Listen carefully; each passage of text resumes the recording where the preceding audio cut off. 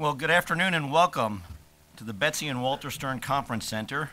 I'm Kenneth Weinstein, President and CEO of Hudson Institute. We at Hudson are proudly celebrating our 50th anniversary of forging ideas that promote security, prosperity, and freedom. And as we look back at the first 50 years of Hudson Institute, we have much to be proud of in a forward-looking and broad-based research agenda that includes, among other things, being among the first to promote missile defense, predicting the rise of the information age, the portable computer and email, and the implications of these for the workforce. But one of the most important things we are proud of is our path-breaking work on Asia, most notably Japan. Our legendary founder, Herman Kahn, was arguably the first Western observer to predict the rise of Japan as a major economic power in the early 1960s. His book, The Emerging Japanese Superstate, was a bestseller in both the United States and Japan, where Kahn became a major intellectual celebrity and where we conducted and continue to do work on both economics and defense. When Herman Kahn would make his annual visits to Tokyo, they would include invariably an audience with the Prime Minister, first and foremost Eisaku Sato, and then his successors. And this tradition of research and outreach to leading Japanese officials continues to this day. Indeed, we hosted Ishihara-san's father, the governor of Tokyo, at Hudson Institute on that ominous afternoon of September 10th, 2001. And throughout the tumultuous decade that followed, we have had the honor of welcoming leading officials from both the LDP and the DPJ, including former Prime Minister Shinzo Abe, a very good friend of Hudson Institute, former Prime Minister Taro Aso, another good friend of Hudson Institute, as well as DPJ leader Seiji Maehara. As Washington's attention now turns once again to Japan, we at Hudson are proud to say that we have scrupulously upheld our honored friendships there throughout the past 50 years, most notably the U.S.-Japan alliance.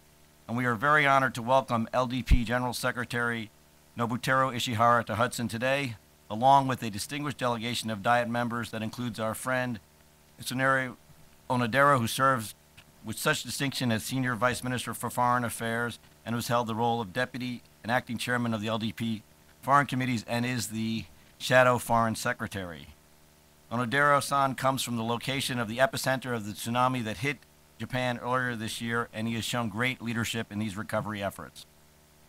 We're also proud to welcome Hiroshi Yamatsu, the Shadow Defense Secretary, who has a long and storied career in defense policy in Japan. We are also very pleased and honored to welcome Hiroshi Moriyama, the Director General of the Treasury at the LDP, who held the post of Senior Vice Minister for Finance in the Abe cabinet. Representative Ishihara's distinguished career in public service began when he was elected to the Diet in 1990, representing Tokyo. He served in the cabinet of Prime Minister Koizumi, first as Minister of State for Administrative and Regulatory Reform, and then as Minister of Land, Infrastructure, and Transport. From these two ministries, you can say this is a man who welcomes the opportunity to take on very important challenges. He was elected Secretary General of the LDP in 2010, and he is widely considered as a leading candidate to become Prime Minister should the LDP return to power.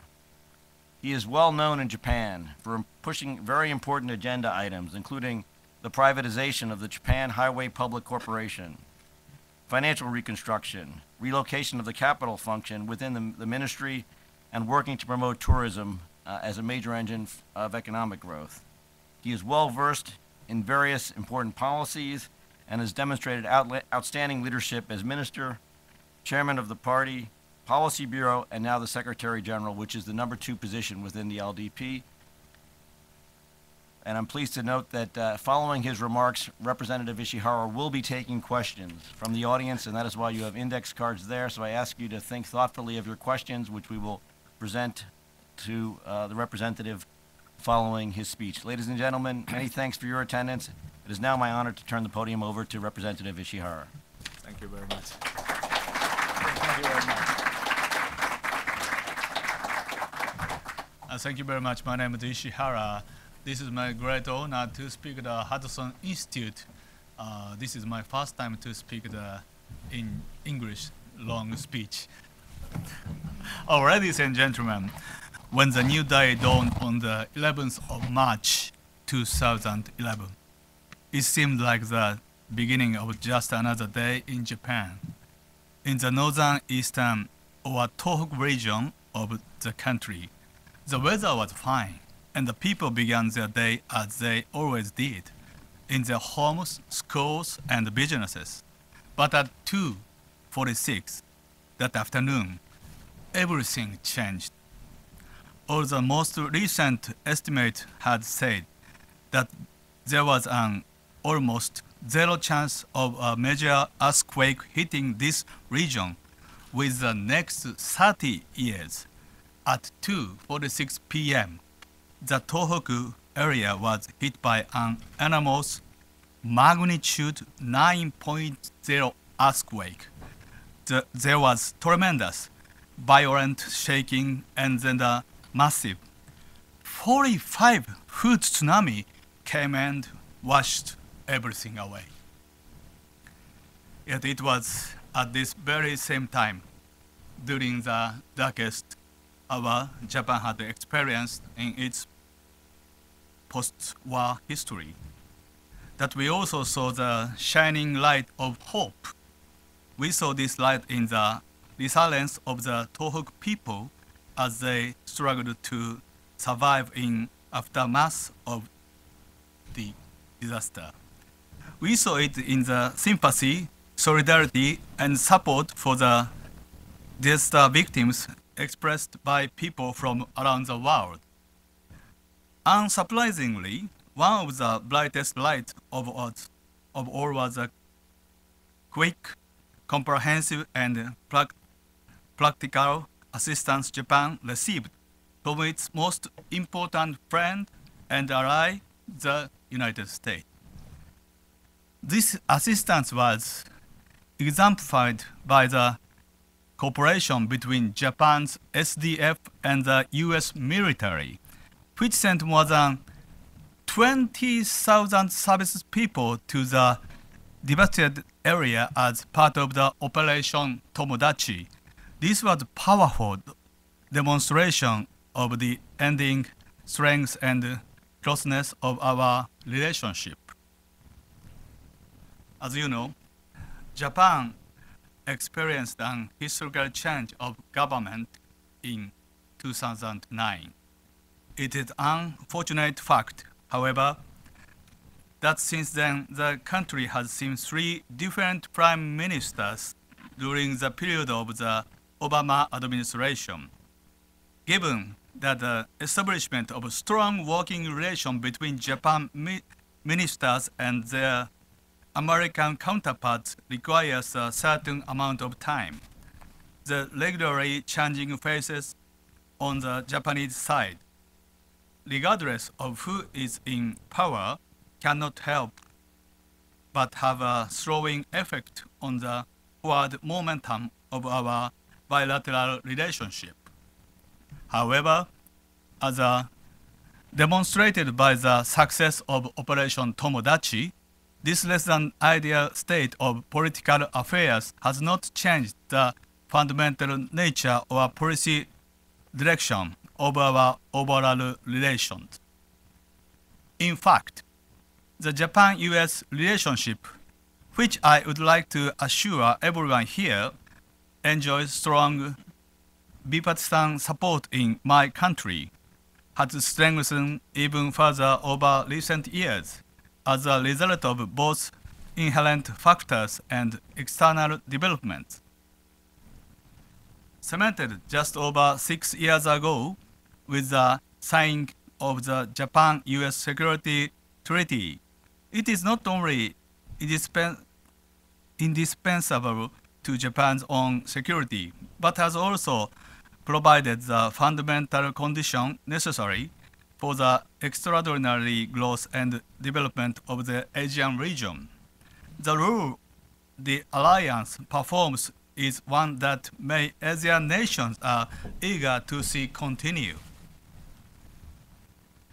even within the last decade, the geographic situation in the Asian Pacific has changed dramatically.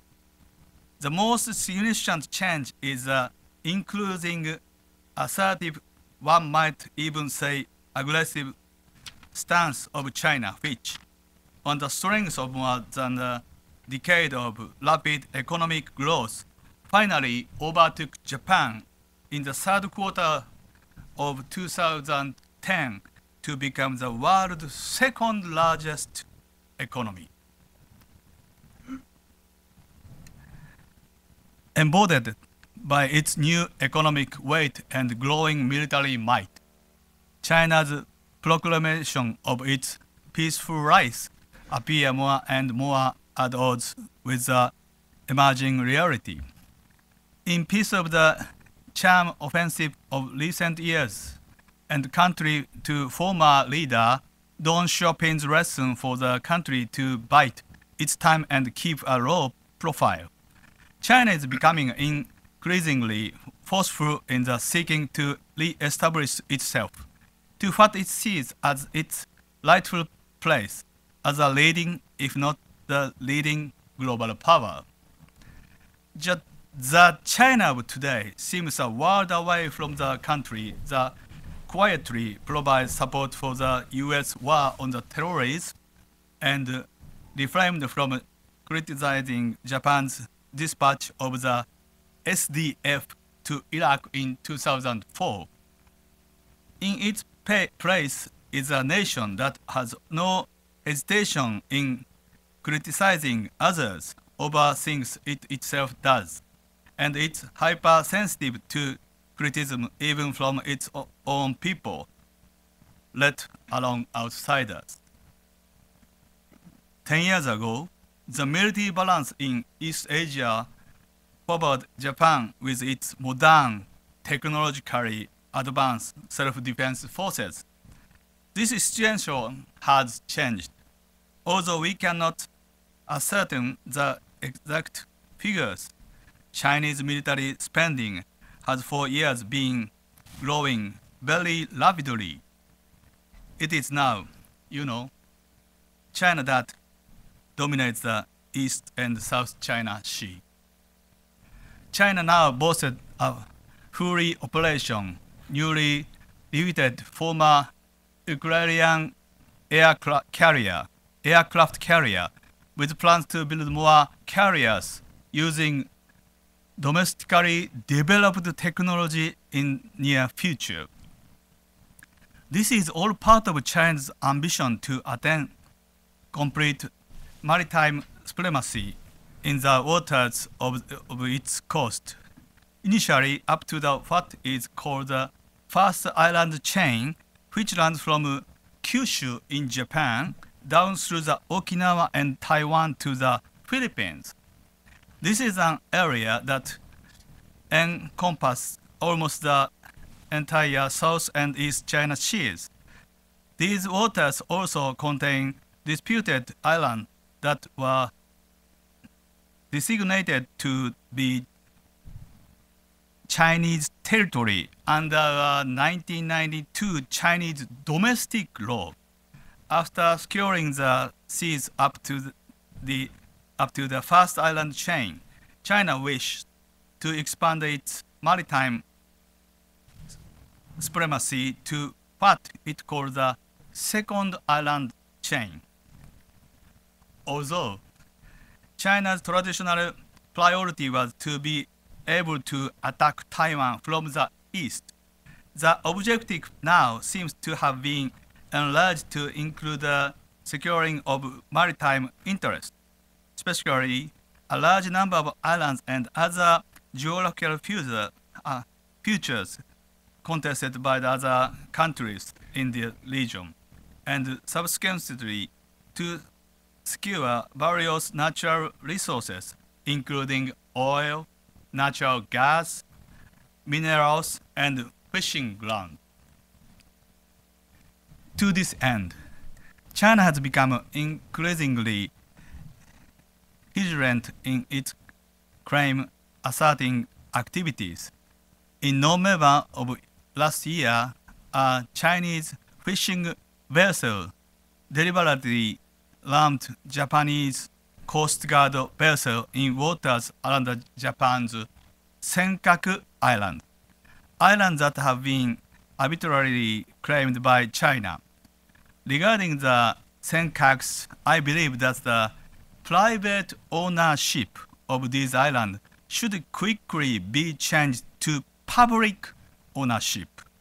And following this change, a port should be developed where fishing boats may take refuge. I further believe that we must seriously begin contemplating the establishment of permanent post for the self-defense force in this area. In other areas this year, Chinese vessels involved in fishing and natural resources exploration activities has repeatedly clashed with vessels from Vietnam and the Philippines, including in waters well within the EEZs, these two nations. China rejected out of hand U.S. Secretary of State Clinton's statement at the ASEAN Region Forum last year that the United States has a national interest in freedom of navigation, open access to the Asian maritime commons, and respect for international law in the South China Sea. East Asian countries concerned about the increasing aggressiveness of the Chinese, which, in the words of Secretary Clinton, risk getting out of control, are increasingly expressing their desire for a stronger U.S. presence in the region because they see the United States as being an honest broker. They recognize the value of the United States' contribution to the freedom of navigation in international waters, a freedom that is vital to trade and economic development. As a major Asian trading nation and as long-time ally of the United States, Japan has a direct stake in this issue, and by working with your country, we can make important contributions to ensure that this region remains open and safe. Japan itself is seen by countries in the region as a complementary power that provides technology, FDI, and aid, as well as a market for Southeast Asian products. Perceptions of Japan are shifting away from that of a former conqueror to that of an important member of a newly evolving regional security network, of which the United States is the linchpin. Japan seems as being both able and willing to answer the challenge presented by the China that including its military and political powers. I find it very interesting that today, China's posture and attitude have brought to the form once more the original conventional rule of the Japan-US Security Treaty, that of preserving the peace and security of the Far East. China's actions have underlined the significance and importance of the alliance in deterring and deflecting those powers that would seek to redraw by force various geographic boundaries in East and South Asia. Next matter is the Futenma Air Base. Given the enduring importance of Japan-US alliance both to the region and the wider global community, it is imperative on us that we make the best efforts possible to ensure that the relation remains smooth. I believe the key to this is to stay focused on the big picture and keep things in perspective. The relocation of the Marine Corps Air Station Futenma is an issue that is illustrative of such an imperative. It is important for the base to be moved from its current location so that residents near the current base will not longer have to endure prolonged periods of excessive noises and the risk of accident. Okinawa residents bear disproportionate burden in hosting U.S. bases. In terms of the land area, Okinawa is home to 75% of the U.S. bases in Japan. This is why, in 1996, with the strong support of the U.S. Secretary of State Perry, our two governments agreed on the relocation of Futenma Air Base. President Clinton reaffirmed the spirit of this agreement in the year 2000, when he promised Okinawa residents that the United States would reduce its footprint in the prefecture. Despite these initiatives, however, the issue has continued to damage bilateral relationship. Prime Minister Hatoyama's flip-flopping of Futenma eventually resulted in his resigning in 2010. Currently, strong opposition at the local level threatens to undo our post-efforts to relocate Futenma Air Station to Henoko in Nago City, northeast of the Okinawa Island. Today, this is not the main issue. The most critical factor in my view is the continuation of the alliance. Even an issue as emotional as the Futenma Air Station should not be allowed to affect the wider relationship, which is essentially sound and in good shape.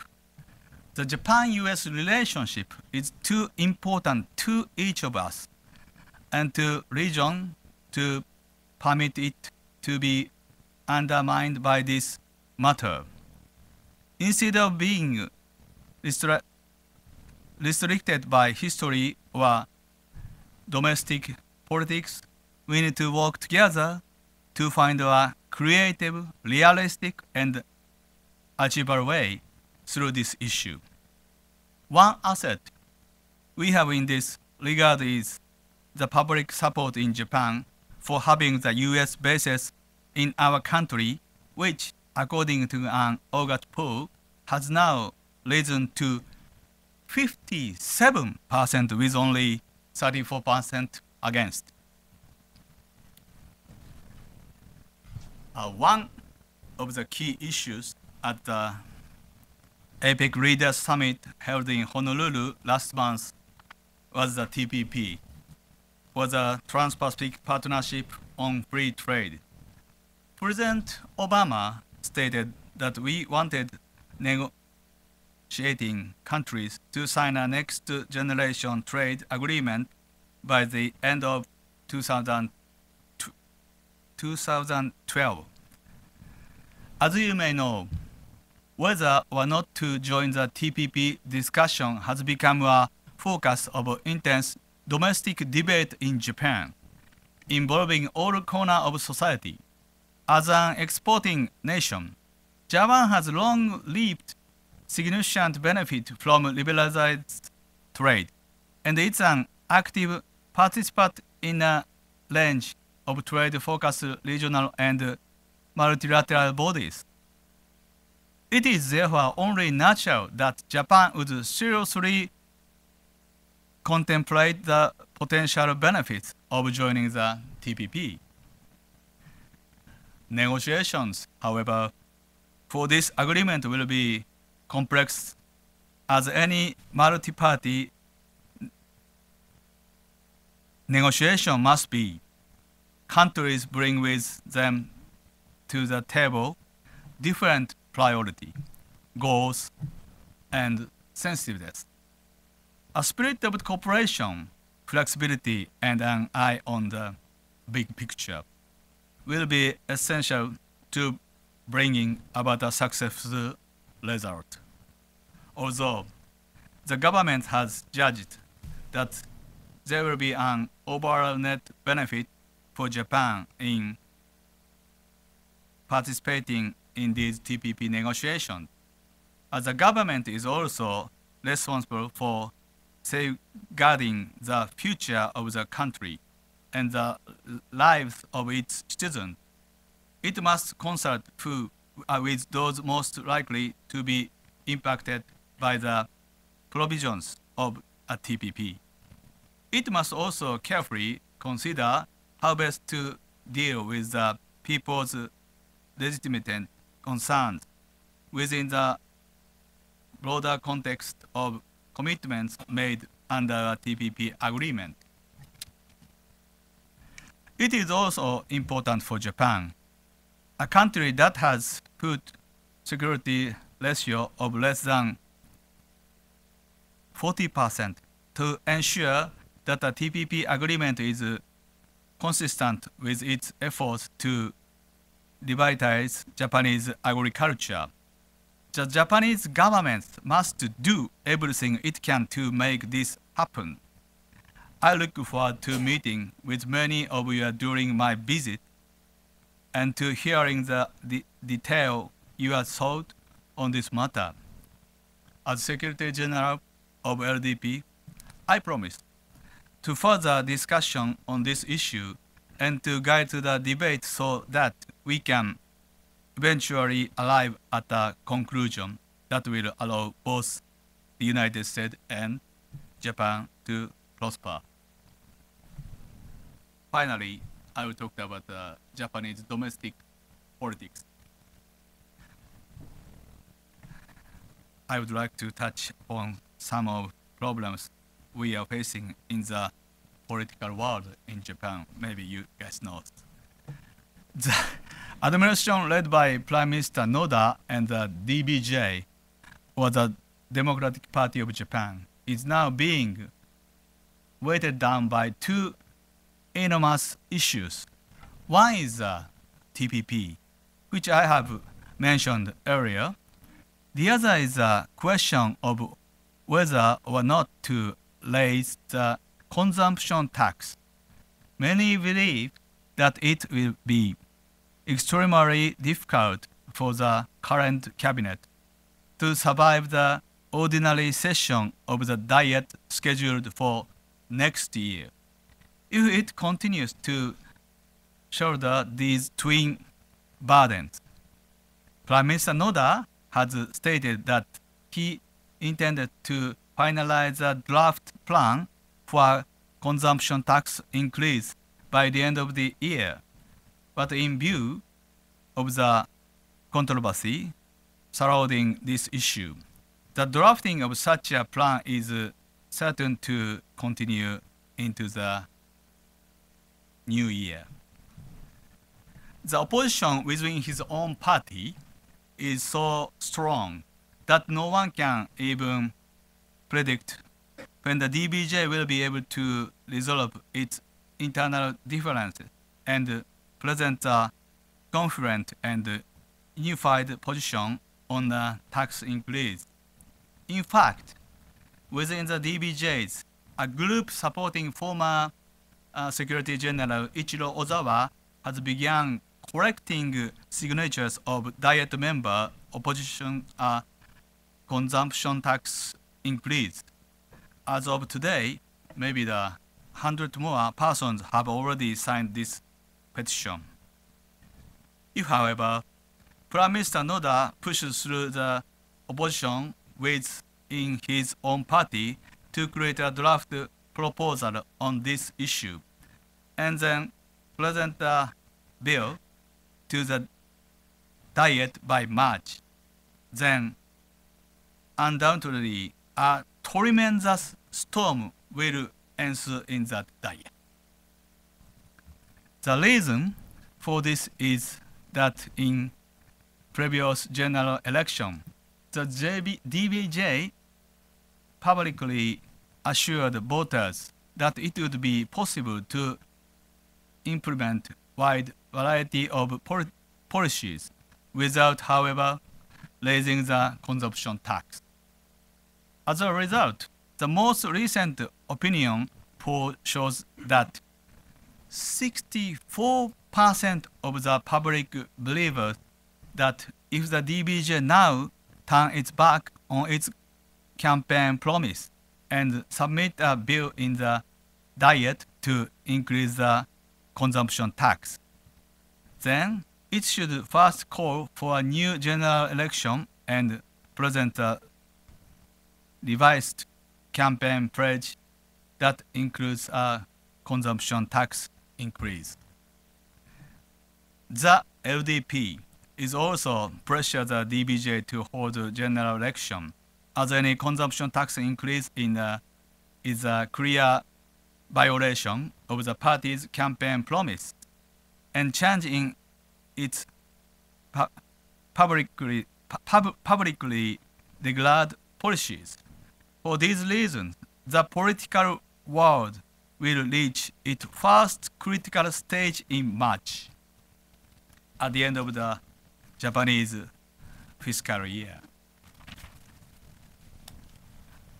I believe that after the next general election, the greatest mission of the LDP will be to spearhead efforts to bring together the various conservative forces within Japan in a manner similar to the way conservative parties were unified in 1955. I believe it is only through such a movement that we will be able to ensure the emergence of a strong and stable political situation in Japan. Now, more than ever, the alliance between Japan and the United States provides stability and assurance in an era of change and uncertainty. In this new world order, it is well-established and trusted partnership which crucial importance to the ongoing prosperity and security of the region. The current situation, where DBJ-led administration may very well fracture this partnership, cannot be allowed to continue. In the next general election, the LDP must become the largest single party, and then, by creating a strong and stable administration centered around the LDP, we must work on rebuilding and strengthening this most important relationship between Japan and the United States. Thank you for your kind attention.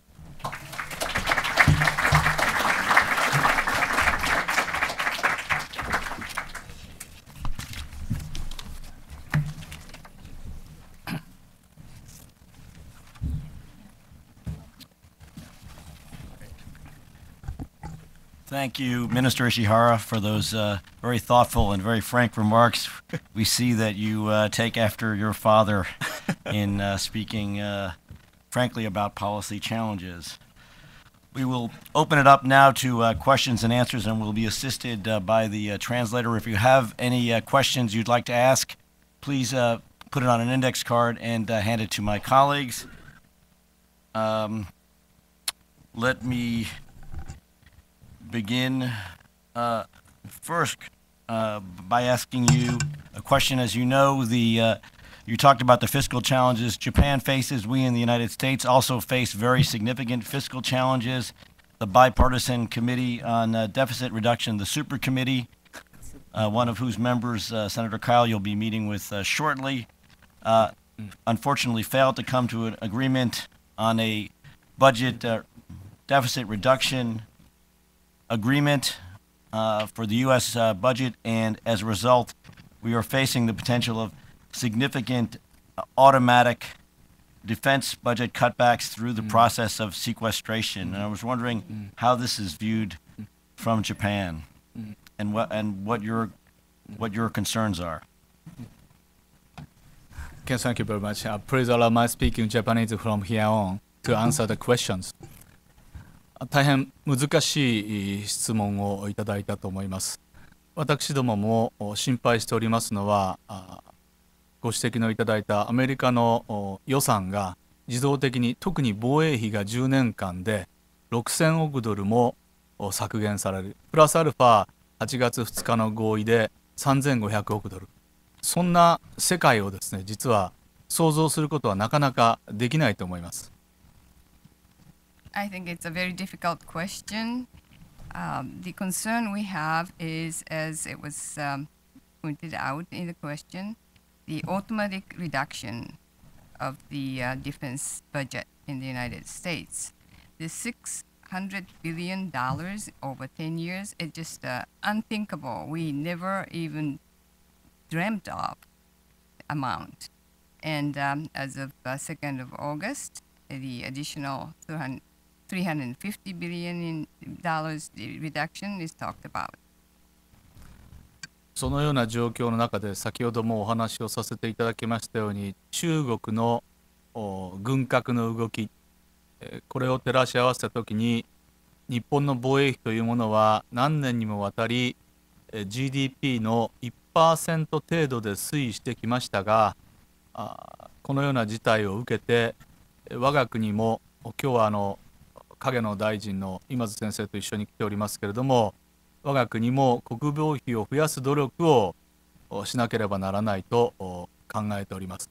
また先ほどもお話をさせていただいたんですけども、日米安保の改定ということも私たちの党ではこの問題に絡んで、議論をスタートさせていただいております。In this situation, and as I talked about in my remarks, the aggressive militaristic expansion of China is in front of us. And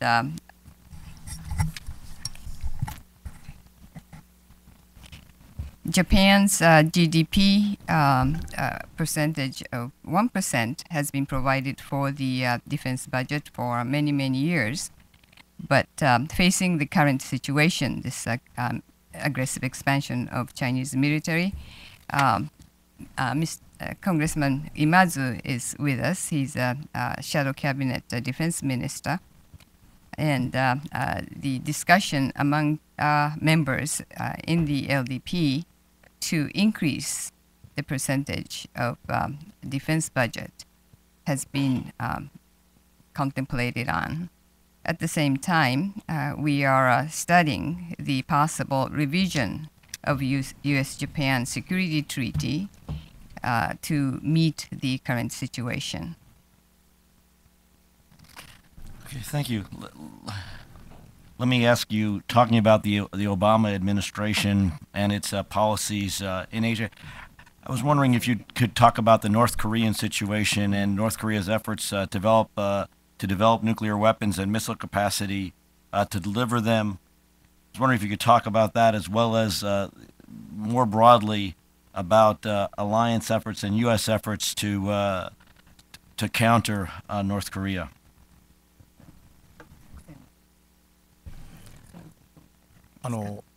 アメリカの皆さんにとりましては、北朝鮮は非常に遠い国なんだと思います。しかし日本にとりましては、北朝鮮のミサイルが日本の上空を通過して太平洋に落下するというような事件にも遭遇しております。そのように北東アジアの安全保障っていうのは、実は冷戦が終わった後も世界の中で悪化をしている唯一と言っていい地域ではないかと思っております。North Korea may be a country far, far away for you, but for Japan, we have experienced the fact that North Korean's missile came over Japanese land and then plunged into Pacific Ocean. So when you think about the peaceful development after the Cold War, maybe this northeastern region of Asia may be the only region in the world the situation has worsened after the collapse of Soviet Russia. そのような状況の中で、もちろん平和的な外交というものは続けていかなければなりません。そして軍事的な北朝鮮への優位というものは今も私は変わっていないんだと思います。すなわちアメリカ軍が日本に駐留をしている、また日本の防衛装備も北朝鮮を勝っている、抑止力というものを考え、さらに今日は影の外務大臣の小野寺さんも一緒に来ておりますけれども、外交的なアプローチ、すなわち政権が北朝鮮でも近いうちに交代することが予想されるときに、その時に、北朝鮮の軍部が、北朝鮮は軍事独裁国家ですから、軍部が暴走しないようにのとしての外交的な政策というものも相まって重要になってくると考えていま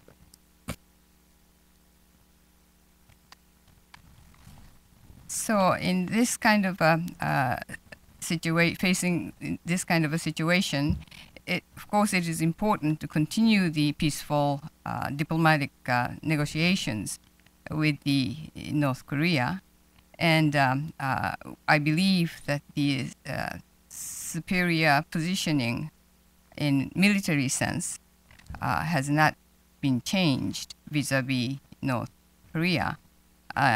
In other words, U.S. military presence in Japan, and also a Japanese self-defense force is equipped with the superior defense situation.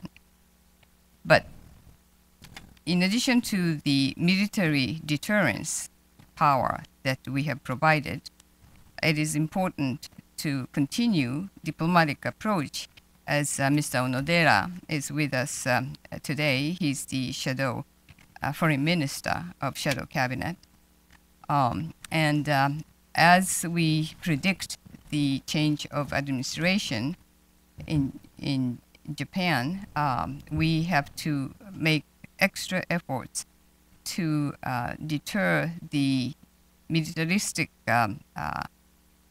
faction of the North Korean government to become extraordinarily powerful. These efforts on our part of Japanese government is even more important in this situation. Thank you. Let me ask you about the future of Japanese defense. For some time, there has been speculation that with the changing security landscapes in Asia, obviously the closer Japanese-Indian relationship and others, with the rise of North Korea, with the challenge from China, that Japan would possibly need to significantly increase its own defense spending, which is difficult, as you note, given the current economic conditions. Let me ask a question from the audience. Would you exclude the possibility that Japan might someday need to develop its own set of nuclear weapons?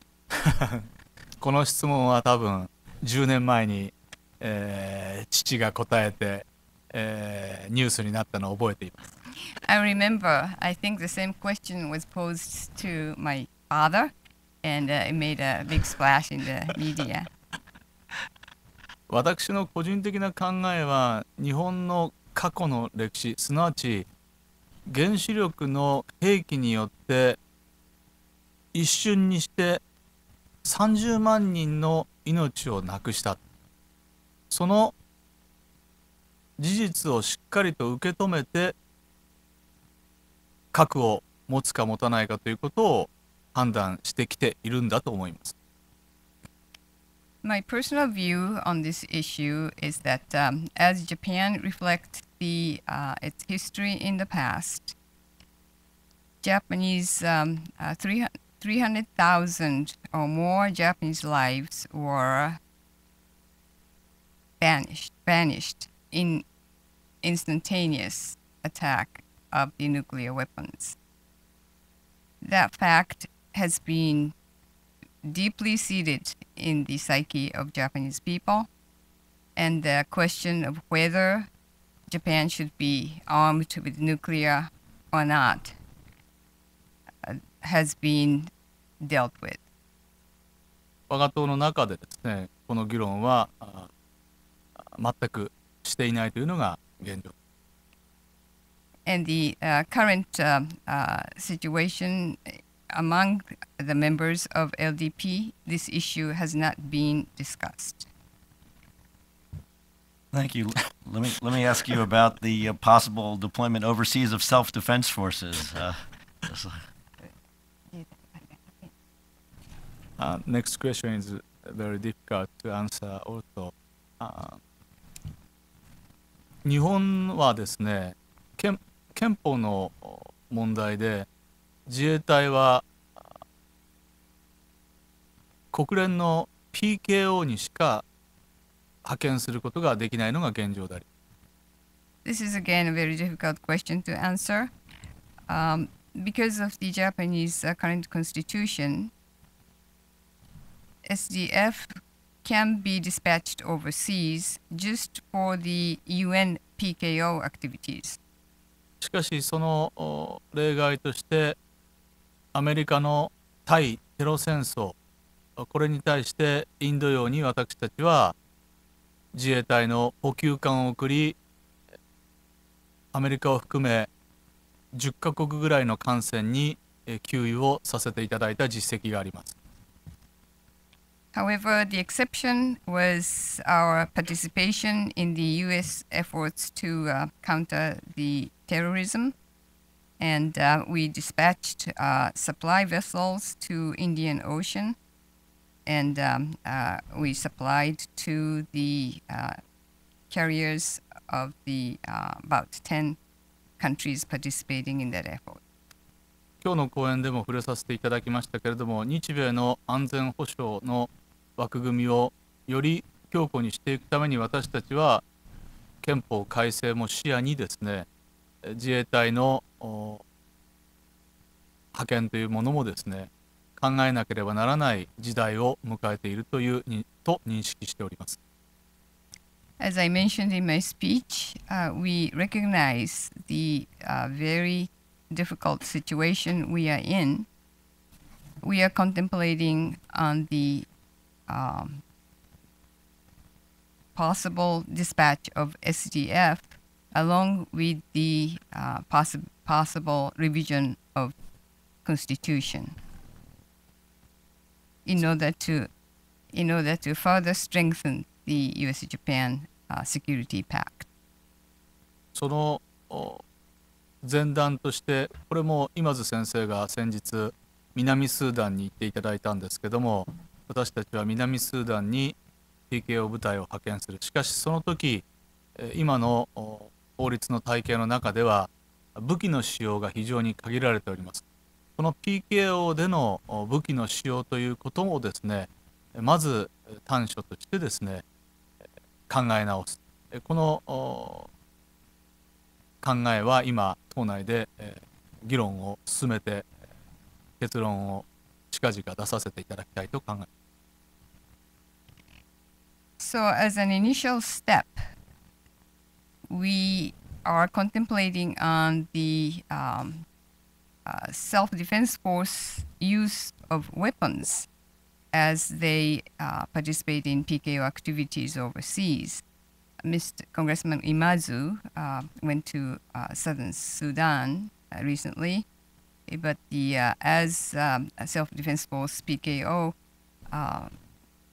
group works in the southern Sudan, their use of weapons is very limited by the current rule and regulations and Japanese law. So this is the initial step to allow our SDF to use weaponry at the time of need at the PKO activities.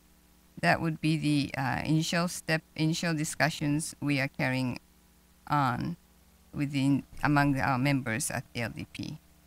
And we hope that we can conclude the deliberation shortly. Thank you. Let me turn it back to the issue of Futenma, and what would you suggest is a realistic and achievable result for the Futenma replacement facility? Somewhere in Okinawa, somewhere else in the Japanese mainland, or, and this is a question from the audience, outside of Japan entirely? この問題はですね、日本では非常にセンシティブな問題となっております。This issue has become an extremely sensitive issue in Japan. というのは2009年の政権交代のお話を先ほどさせていただきましたが、この時、DBJ のリーダーの畑山総理が天満を県外に移設すると私どもの内閣の方針と180度違う考えを表明したからであります。It is because back in 2009, when the power shifted from LDP to DPJ, Mr. Hatoyama committed during the campaign that he would do everything to see Futenma Air Station to be moved outside of prefecture of Okinawa. And that was a 180 degrees shift from the policy that we had, LDP had at that point. 我が党は党の考えとして普天間基地の辺野古移設という考えを変えてはいません。The LDP has not changed our policy that move of Futenma Station is to move to Henoko. しかし来年沖縄県の県会議員選挙が行われます。However, next year there will be the prefectural election in Okinawa.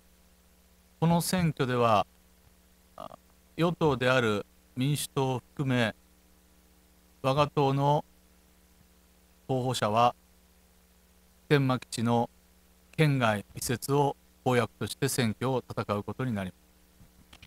During that election campaign in Okinawa next year, the ruling party DPJ candidates as well as our LDP candidates will advocate the transfer of Futenma Air Station to outside of the prefecture. もちろん県の沖縄本部に対して考えを改め党本部と同じ考えで選挙戦を戦ってくれないかとお願いをしたんですけれども、与党である民主党が県外を言い、野党である私たちが辺野古への移設ということを言っては選挙にならないということで、押し切られて地元の意見を尊重するという結論に至ったわけであります。Of course, LDP leadership at the headquarters tried to convince the LDP membership in Okinawa to align with our party policy. However, the response from our members in Okinawa was that when the ruling party is advocating the move outside of Okinawa, we, the opposition party, cannot talk about move to Henoko. And they couldn't carry out the campaign and fight against LDP by such policy, and we had to accept that local opinion. 先ほどもお話をさせていただきましたけれども、この問題は非常にセンシティブで大きな話かもしれませんけれども、日米安全保障の枠組みを守っていくという大きな枠の中では、その持つ意味は当然相対的には低いものであります。So of course, as I made remarks during my speech, this is a very sensitive and very big issue in Japan. But in a big picture, in the framework of U.S.-Japan Security Treaty, this means relatively small. その枠の中で私たちはこの問題の解決に向けて政権に戻ったときに、努力をすることを約束させています。So in that framework, we will continue to pursue the resolution of this issue as we return to the power. That is my promise to you. 率直に申しまして、民主党のおかげでですね、この問題が非常に困難になったという認識は今日皆様方にお示しさせていただきます。Frankly speaking, I would like you to know it was DPJ, Diplomatic Party of Japan, which is a ruling party of Japan today. Thanks to them, this issue became so difficult.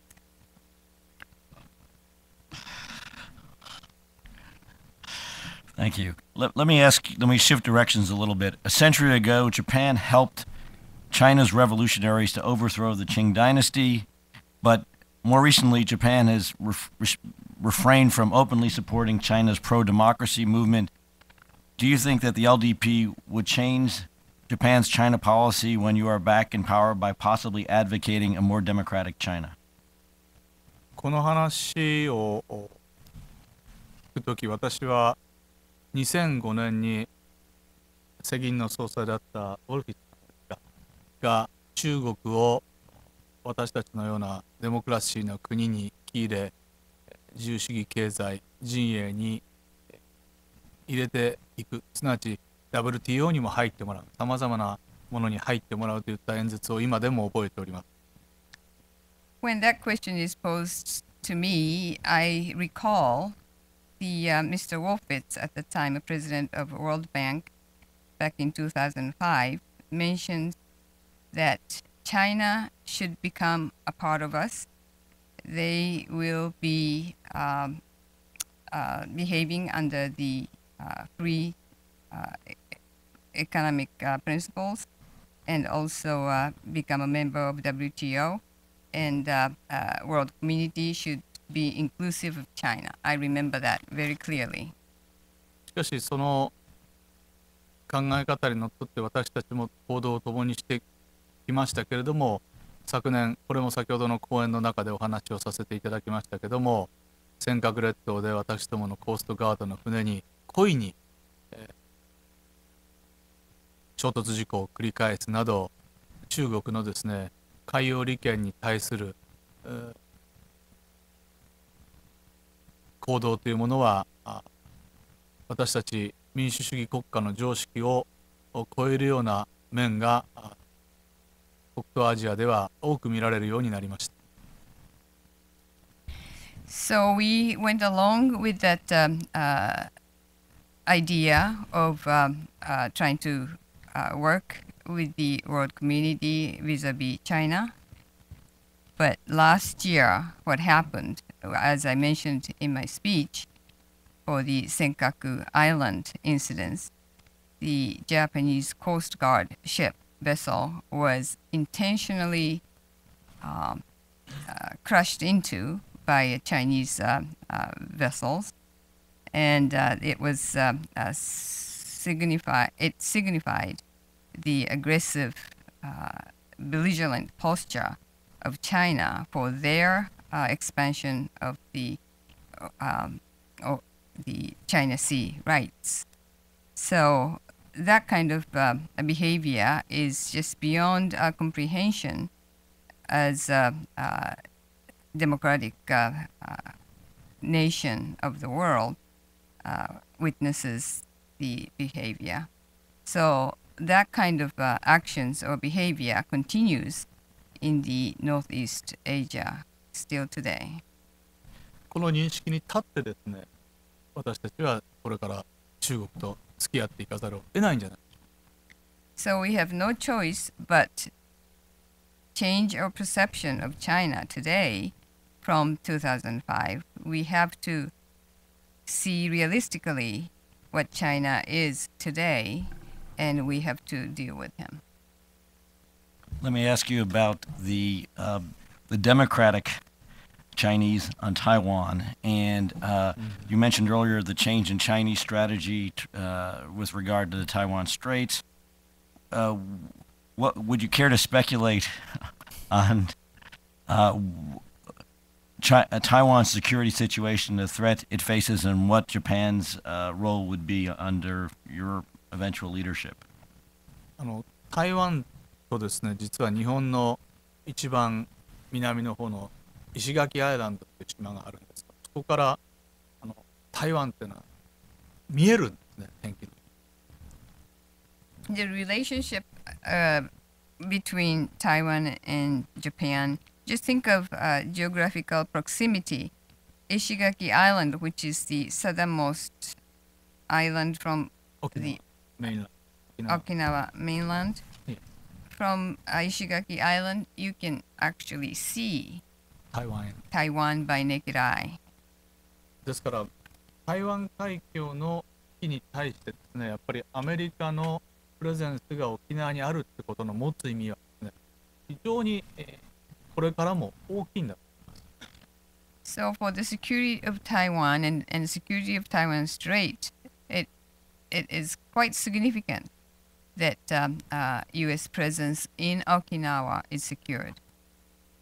で、石垣島の港ってのはですね、実はなかなかいい港がありまして、13メートルありますので、かなり大きな船も飛行することができます。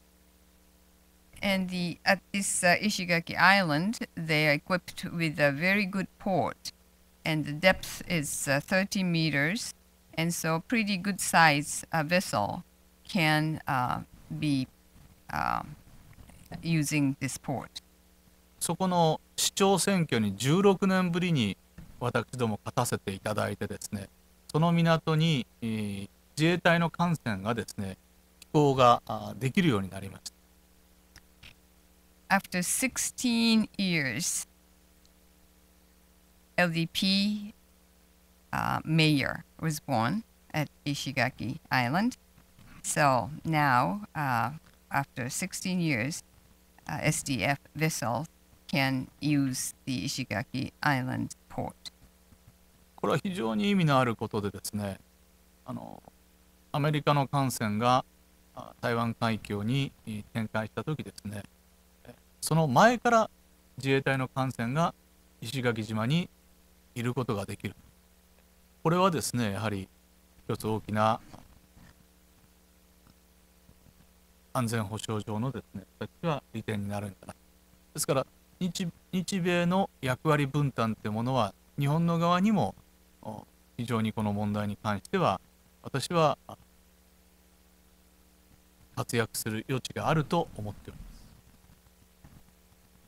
This is very significant because if U.S. vessels had to be dispatched to Taiwan Strait, even before they arrive, Japanese SDF vessel can be right there.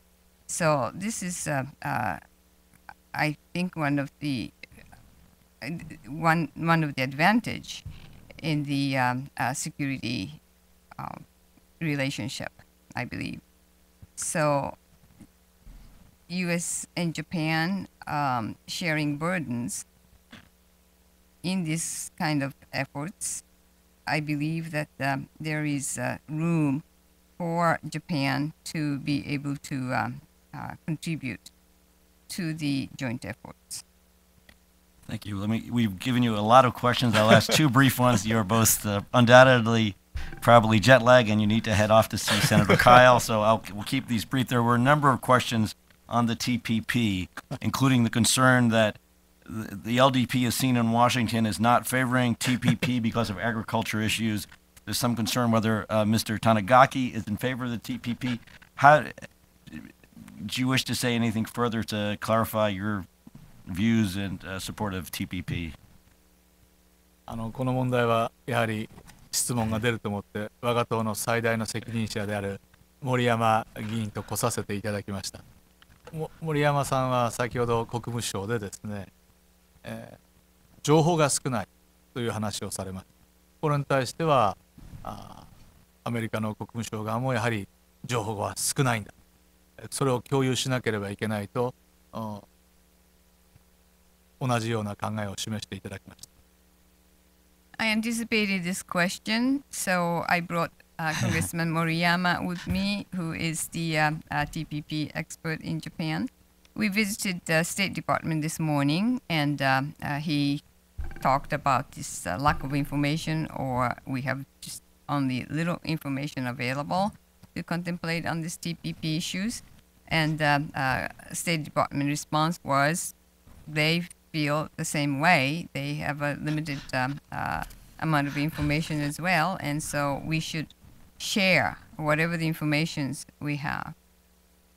このことも含めてですね、今回の私たちのデレゲーションのその目的はいろんな方に話を聞いて、アメリカが本当に TPP で何を望んでいるのか、アメリカと日本が互いに反映する自由貿易圏をですね、環太平洋に作ることができるというのであるならば、両国にとってメリットがあるのであるならば、これを進めていく。そして両国にとってもですね、メリットのない部分の方が多いんであるならば、違う自由貿易圏を作るというアプローチの道をですね、また考える。そういう問題、今のところはそういう問題ではないか。すなわち、この問題のスタートラインにまだ立ったところであって、どうするということはまだ決定するだけの材料を持ち合わせていない。これが現状だと思います。So, including this TPP issues, we would like to meet as many people as possible on this trip to the United States and have opportunities to discuss different topics as well. And particularly for this TPP issue, we would like to ascertain what U.S. wants to get out of this TPP. If it is the effective tool to establish the free trading zone for the Pan-Pacific area, and that if that benefits both U.S. and Japan, that will be reason to pursue this CPP. But if we cannot identify enough merits for Japan and the U.S.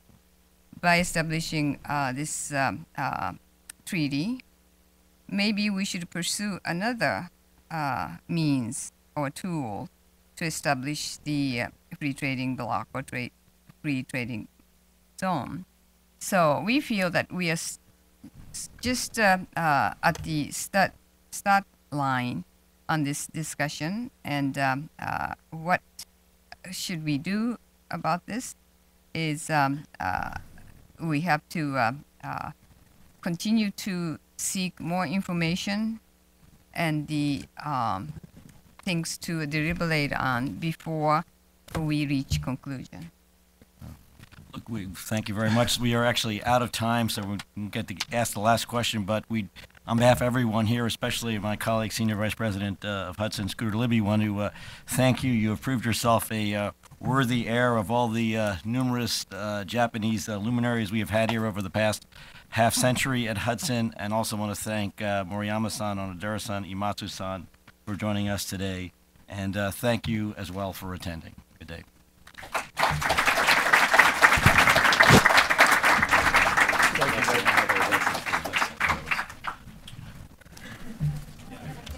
Sure, can we get a picture of you?